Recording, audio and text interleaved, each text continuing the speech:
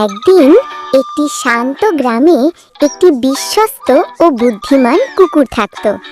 সে প্রতিদিন গ্রামের বাড়িগুলো পাহারা দিত এবং সবাই তাকে খুব বিশ্বাস করত।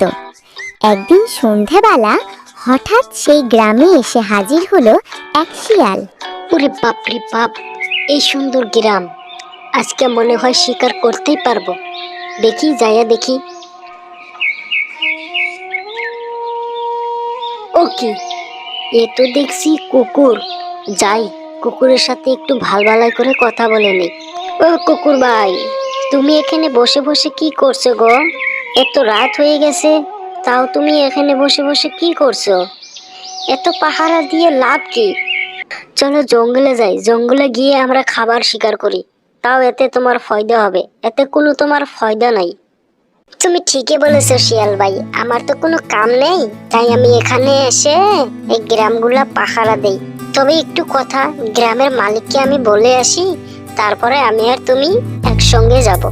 এই কথা বলে কুকুর তখন গ্রামের মালিককে বলতে যেতে লাগলো।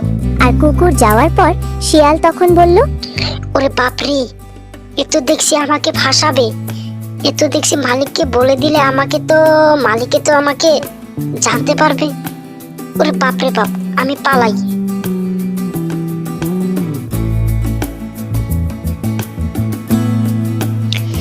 মালিক মালিক, বাড়ির পাশে শিয়াল এসেছে।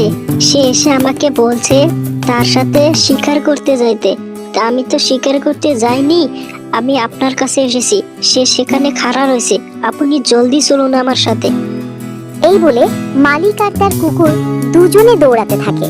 এইভাবে দৌড়াতে দৌড়াতে গিয়ে দেখে শিয়াল সেখান থেকে পালিয়ে গেছে। তারা তখন বাড়ি ফিরে আসে। গল্পটি ভালো লাগলে লাইক করতে ভুলবেন না।